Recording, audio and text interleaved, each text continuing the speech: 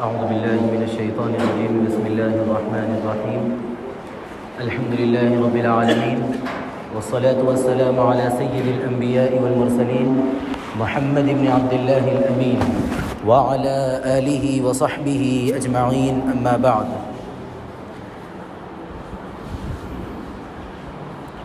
عن ابن عمر رضي الله عنه قال: صعد رسول الله صلى الله عليه وسلم المنبر فنادى بصوت رفيع فقال: يا معشر من أسلم بلسانه ولم يفض الإيمان إلى قلبه، لا تؤذوا المسلمين ولا تعيروهم ولا تتبعوا عوراتهم، فإنه من يتبع عورات أخيه المسلم يتبع الله عوراته، ومن يتبع الله عورته يفضحه ولو في جوف رحله، او كما قال علیہ الصلاۃ والسلام. انتہائی واجب الاحترام، قابل صد احترام بزرگان دین، نوجوانان اہل سنت، السلام علیکم ورحمۃ اللہ وبرکاتہ. اللہ کے نبی علیہ الصلاۃ والسلام اس دنیا میں تشریف لائے تو صرف آپ نے اس امت کو عبادات کے متعلق نہیں، بلکہ اللہ کے نبی علیہ الصلاۃ والسلام معاملات کے بارے میں بھی اس امت کو آگاہ کیا ہے، تاکہ امت جہاں عبادات میں عمدہ ہو وہیں معاملات میں بھی اس کی عمدگی پیدا ہو. تو اسی سلسلے میں ایک حدیث میں نے آپ کے سامنے پڑھی ہے. حضرت عبداللہ ابن عمر رضی اللہ عنہ فرماتے ہیں کہ ایک مرتبہ اللہ کے نبی علیہ الصلاۃ والسلام منبر پر چڑھے اور بلند آواز سے کہنے لگے: اے وہ لوگوں جنہوں نے صرف زبان سے کلمہ پڑھ لیا ہے لیکن ان کے دلوں میں بھی ایمان نہیں اترا ہے، ان لوگوں کو چاہیے کہ 3 ایسے گناہ ہیں جن سے ان کو بچنا ضروری ہے. اگر یہ 3 گناہ سے وہ نہیں بچیں گے، اگر ان کے اندر یہ گناہ پائے جائیں گے تو اللہ کے نبی علیہ الصلاۃ والسلام صاف ارشاد فرما رہے ہیں کہ ان کے اندر یہ علامات نفاق موجود ہے. اگر کوئی شخص یہ چاہتا ہے کہ اس کے اندر سے علامات نفاق ختم ہو اور وہ ایک سچا اور پکا مسلمان بننا چاہتا ہے تو جناب نبی کریم علیہ الصلاۃ والسلام کی ہدایات پر، آپ کی تعلیمات پر عمل کیے بغیر کوئی چارہ نہیں ہے. اسی لیے اللہ کے نبی علیہ الصلاۃ والسلام نے جو تعلیمات دی ہے، اب ہم اس کو سننے کے بعد اللہ کے سامنے یہ عہد کر اٹھے کہ ہم جو سنیں گے اس پر ہم عمل کریں گے. اس نیت سے سنیں تو بولنے کا بھی فائدہ ہوگا اور سننے کا بھی فائدہ ہوگا. میں کہہ دیا اور آپ سن لیے اور نہ آپ کے عمل میں وہ چیز آئی اور نہ میرے عمل میں وہ چیز آئی تو میرا کہنا بھی بیکار ہو گیا اور آپ کا سننا بھی بیکار ہو گیا. اگر ہم سننے کے بعد، بولنے کے بعد اگر ہم عمل کے میدان میں اتر جاتے ہیں تو پھر ہمارا کہنا اور ہمارا سننا فائدہ مند ہوگا. تو جناب نبی کریم علیہ الصلاۃ والسلام پہلی چیز بتاتے ہوئے ارشاد فرماتے ہیں کہ جو صرف زبان سے کلمہ پڑھ چکے ہیں، ابھی ان کے دل کے اندر ایمان نہیں اترا، ابھی دل سے وہ مسلمان نہیں ہوئے ہیں، تو ان کے بارے میں ارشاد فرماتے ہیں کہ اللہ کے نبی علیہ الصلاۃ والسلام کہ اس کو چاہیے کہ وہ مسلمانوں کو ایذا دینے سے بچے، مسلمانوں کو تکلیف دینے سے بچے. عموماً ایسا ہوتا ہے کہ کوئی شخص اگر کسی کو تکلیف دیتا ہے تو 2 وجوہات کی بنیاد پر دیتا ہے. پہلی وجہ یہ بنتی ہے کہ یا تو اس کو حسد اور بغض عداوت ہو، اس کے معاملے میں دل صاف نہ ہو، اس معاملے میں وہ تکلیف دیتا ہے. تو اللہ کے نبی علیہ الصلاۃ والسلام حسد کے بارے میں یہ ارشاد فرماتے ہیں کہ ایاکم والحسد ان الحسد یأکل الحسنات کما یأکل النار الحطب، کہ اے مسلمانوں، اے لوگو، تم حسد سے بچو، کیونکہ حسد ایک اتنا مہلک مرض ہے کہ جس سے آپ کی تمام نیکیوں کو وہ اس طرح ختم کر دیتا ہے جس طرح آگ ایک سوکھی لکڑی کو ختم کر دیتی ہے. تو اسی لیے آدمی کو چاہیے کہ حسد جیسے مہلک مرض سے خود بھی بچے اور دوسروں کو بھی اس سے بچانے کی کوشش کرے. اور دوسری وجہ دشمنی کی یہ بنتی ہے کہ آدمی کے پاس مال و دولت ہوتی ہے، طاقت و قوت ہوتی ہے، تو اس کے بعد وہ اپنی طاقت کی بنیاد پر، اپنے مال و دولت کی بنیاد پر دوسروں کو تکلیف دینا چاہتا، دوسروں کو اذیت دینا چاہتا۔ تو اللہ کے نبی علیہ السلام ارشاد فرماتے ہیں کہ اگر کسی کے دل میں ذرا برابر بھی تکبر ہوگا تو اللہ کے نبی علیہ السلام صاف ارشاد فرماتے ہیں کہ ایسا شخص جنت میں ہرگز داخل نہیں ہوگا۔ تو اسی لیے ہم کو جہاں حسد کی اس مہلک مرض سے بھی بچنا ہے، وہاں ہم کو تکبر سے، کبر سے بھی بچنا ضروری ہے۔ اور عموماً ان دو بنیادوں پر ہی آدمی کسی کو تکلیف پہنچاتا ہے۔ اسی لیے اللہ کے نبی علیہ السلام جڑوں کو ہی کاٹ دیتے ہیں کہ جو چیز آدمی کے اندر نفاق کی علامت پیدا کرتی ہے، وہ علامت تک پہنچنے کے لیے جو بنیادی چیزیں ہیں وہیں سے اللہ کے نبی علیہ السلام روک لگا رہے ہیں۔ اسی لیے ہم کو چاہیے کہ ہم ایک سچے اور پکے مسلمان اگر بننا چاہتے ہیں تو ہم کو حسد کے مہلک مرض سے بچنا چاہیے اور تکبر سے، کبر سے ہم کو بچنا چاہیے۔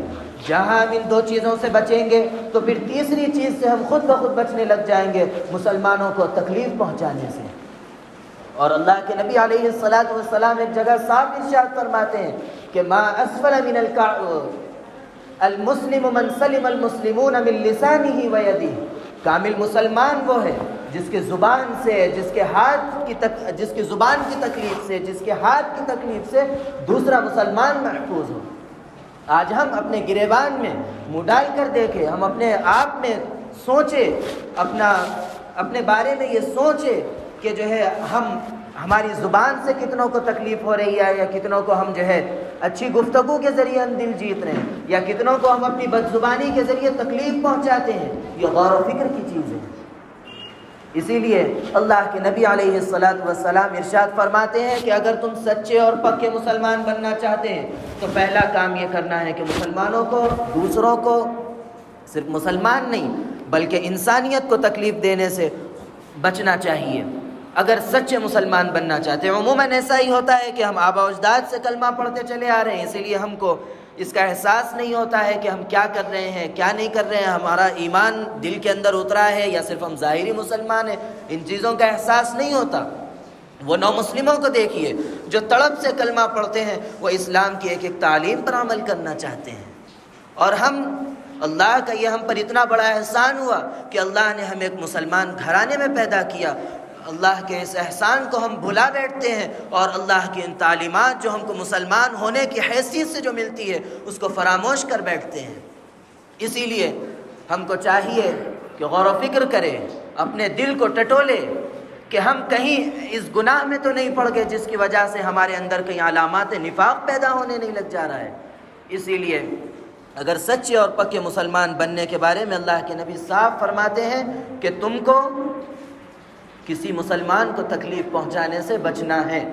دوسری چیز جو اللہ کے نبی علیہ السلام ارشاد فرماتے ہیں کہ اگر تم سچے اور پکے مسلمان بننا چاہتے ہو تو تم کسی مسلمان کو اس کے گناہ پر، اس کی پوشیدہ باتوں کو ظاہر کر کے عار مت دلاؤ، شرم مت دلاؤ۔ آج ہمارا حال یہ ہو چکا ہے، چاہے پڑوسی ہو یا رشتہ دار ہو یا کوئی ایسا دوست ہو جس سے ایک زمانے سے دوستی چلی آ رہی ہے، اور عموماً ایسا ہوتا ہے ایک لمبی دوستی میں ایک دوسرے کے راز جان لیتے، ایک دوسرے کے احوال سے اچھی طرح سے واقف ہو جاتے ہیں، لیکن تھوڑی بہت جب دشمنی آ جاتی ہے تو فوراً جب لڑائی شروع ہوتی ہے تو اس کے راز کھولنا شروع کر دیتے ہیں، اس کے گناہوں کو بیان کرنا شروع کر دیتے ہیں۔ اللہ کے نبی علیہ السلام ارشاد فرماتے ہیں اگر تمہارے اندر یہ عادت، یہ بری خصلت اگر تمہارے اندر ہے تو تم یاد رکھو سچے اور پکے مسلمان تم نہیں ہیں۔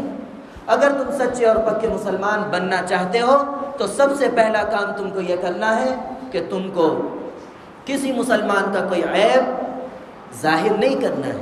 اور تیسری چیز جو اللہ کے نبی علیہ السلام نے ارشاد فرمائی وہ یہ ہے کہ تم کبھی بھی اگر تم سچے اور پکے مسلمان بننا چاہتے ہو کہ صرف زبان پر تمہارے کلمہ نہ ہو بلکہ دل کے اندر تمہارے کلمہ اتر جائے، تو تم کو چاہیے کہ کبھی بھی کسی کی ٹوہ میں نہ لگے، تجسس میں نہ لگے، لوگوں کی پوشیدہ باتوں کو جاننے کی کوشش میں نہ لگے۔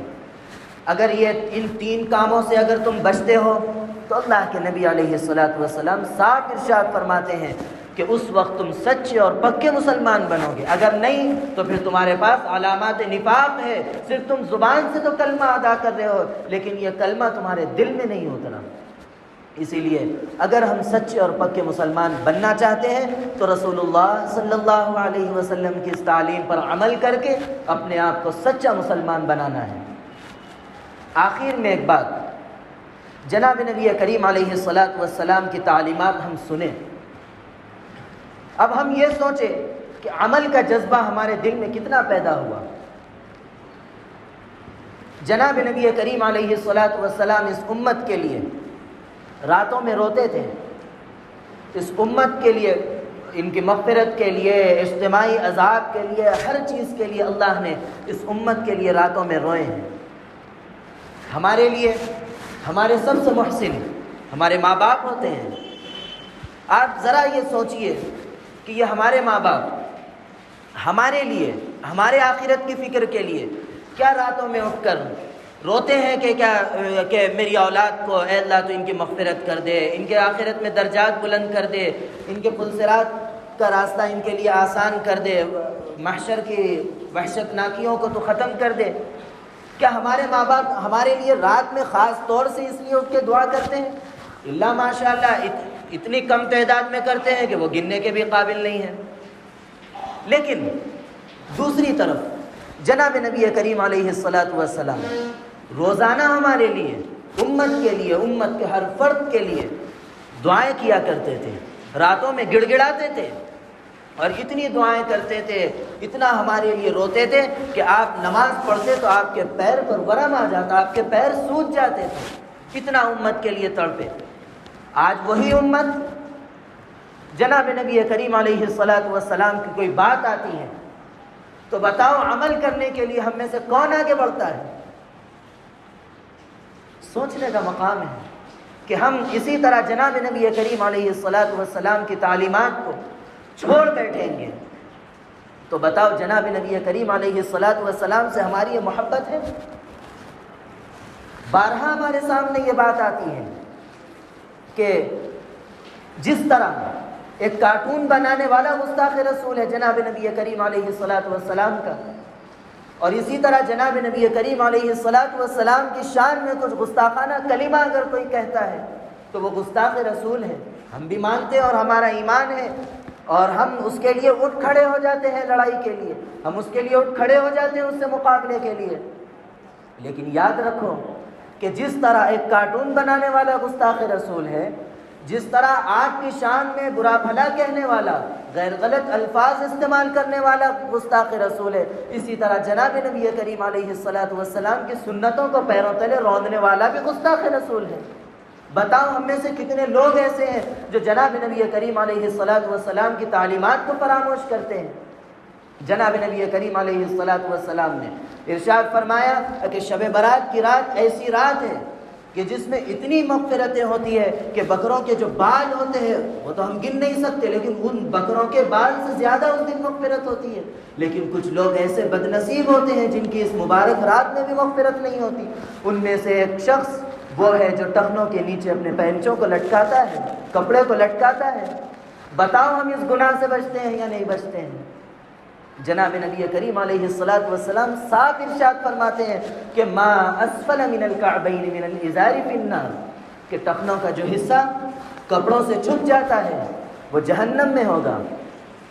جس طرح ایک کان سے برائی سننے کی وجہ سے سارے جسم کو عذاب بھگتنا پڑتا ہے، آنکھ کی بد نظری کی بنیاد پر سارے جسم کو جلنا پڑتا ہے، اسی طرح پینچوں کو لٹکانے کی وجہ سے، اس گناہ کے کرنے کی وجہ سے بھی انسان کے سارے جسم کو آگ میں بھوننا پڑتا ہے، جلنا پڑتا ہے. تو بتاؤ ہم اس گناہ سے بچتے ہیں یا نہیں بچتے ہیں؟ جناب نبی کریم علیہ الصلاۃ والسلام کی اتنی سخت وعیدیں ہمارے سامنے موجود ہے، ہمارے کان پہ جو نہیں رہیں گے. بتاؤ یہ محبت ہے ہماری؟ ایسی محبت کر کے بتاؤ رسول اللہ صلی اللہ علیہ وسلم کے سامنے ہم کس منہ سے تشریف لیں؟ ہم کس منہ سے جائیں؟ ہم کسی کی کوئی بات کہتے ہیں ہمارے بڑے، اگر ہم ان کی نافرمانی کہتے ہیں تو ان کے سامنے جانے سے ہم ہچکچاتے ہیں. ایک غلطی کی بنیاد پر ہم زندگی بھر غلطی کرتے ہیں، زندگی بھر رسول اللہ صلی اللہ علیہ وسلم کی تعلیمات کی نافرمانی کرتے ہیں، پھر ہم کس منہ سے جناب نبی کریم علیہ السلام کے سامنے جانے کے خواہش مند ہیں؟ اسی لیے جناب نبی کریم علیہ السلام سے محبت کا تقاضا یہی ہے کہ ہم جناب نبی کریم علیہ السلام کی تعلیمات پر عمل کریں۔ حقیقی محبت تو یہی ہے نا۔ ہم کیا سمجھتے ہیں کہ ماں باپ کی اطاعت وہی شخص کرتا ہے جس کے دل میں ماں باپ کی محبت ہوتی ہے، ماں باپ کے لیے اس کے دل میں ذرا برابر بھی رحم ہوتا ہے، وہ ماں باپ کی اطاعت کرتا ہے۔ استاذ کا ادب جو کرتا ہے وہ کس بنیاد پر کرتا ہے؟ کیونکہ وہ استاذ سے اس کو محبت ہوتی ہے۔ ہم جناب نبی کریم علیہ السلام سے محبت کے دعوے دار تو بنے کھڑے ہیں، لیکن بتاؤ جناب نبی کریم علیہ السلام کی تعلیمات پر ہم کتنا عمل کر رہے ہیں؟ اس حالت میں اگر ہم اس دنیا سے رخصت ہو جائیں تو کیا منہ سے ہم جائیں؟ اسی لیے یہ عہد کر کے اٹھیں کہ ہم آج سے جناب نبی کریم علیہ السلام سے سچی محبت کریں گے، اور وہ سچی محبت آپ کی تعلیمات پر عمل ہے، اور ہم عمل کے جذبے سے اٹھیں گے۔ ہم جو سنت ہمارے سامنے جناب نبی کریم علیہ السلام کی آئے گی ہم اس پر ضرور بھی ضرور عمل کریں گے۔ ہمارے بزرگوں نے ایک طریقہ یہ بتایا ہے کہ عموماً ایسے مواقع پر، شادی بیاہ وغیرہ کے مواقع پر لوگ یہ کہہ پڑتے ہیں کہ رشتہ دار مانتے نہیں ہیں، وہ فلاں نہیں مانتے، وہ فلاں نہیں مانتے، ان چیزوں کا عذر بیان کرتے ہیں جب خلاف سنت کوئی چیزیں ہوتی ہیں۔ تو ہمارے بزرگوں نے اس کا یہ طریقہ بتایا، حضرت مولانا شاہ ابرار الحق صاحب رحمۃ اللہ علیہ نے، کہ آدمی کو چاہیے کہ جن سنتوں پر اس کو عمل سے کوئی نہیں روکتا، پانی کی بیٹھ کے پینے کی سنت ہے، اس سے کوئی روکتا ہے؟ نہیں روکتا، اس پر عمل کریں۔ کھانا بیٹھ کر کھانا ہے، یہ سنت سے تو کوئی نہیں روکتا، اس پر عمل کر سکتے ہیں، کرنا چاہیے۔ جناب نبی کریم علیہ السلام نے بار بار ارشاد فرمایا کہ اپنے ٹخنوں کو پینچوں سے اوپر رکھیں، ہم اس پر عمل کر سکتے ہیں، کوئی روکتا ہے؟ نہیں روکتا ہے۔ آپ اسی طرح سنتوں پر عمل کرتے ہوئے آگے بڑھتے جائیں گے تو دوسری سنتوں پر آپ کے لیے عمل کرنا آسان ہو جائے گا۔ لیکن یہ سب باتیں کن لوگوں کے لیے ہیں؟ یہ سب باتیں ان لوگوں کے لیے ہے جو عمل کا جذبہ لے کر اٹھتے ہیں۔ یہ باتیں جتنے بزرگوں نے سب نسخے بتائے ہیں، یہ سب انہی لوگوں کے لیے بتائے ہیں جو عمل کا جذبہ اپنے دل میں رکھتے ہیں۔ اور آج ہم ان بزرگوں کی بات کو سننے کے بعد ہم اپنے دل میں عمل کے جذبے سے اٹھیں گے، یہ عہد کر کے اٹھیں۔ اللہ رب العزت جناب نبی کریم علیہ السلام کی تعلیمات پر، آپ کی سنتوں پر عمل کرنے کی توفیق عطا فرمائے، عمل کی باتوں پر عمل کرنے، بچنے کی باتوں سے بچنے اور عقیدے کی باتوں پر عقیدہ رکھنے کی توفیق عطا فرمائے۔ آمین۔ وآخر دعوانا ان الحمد للہ۔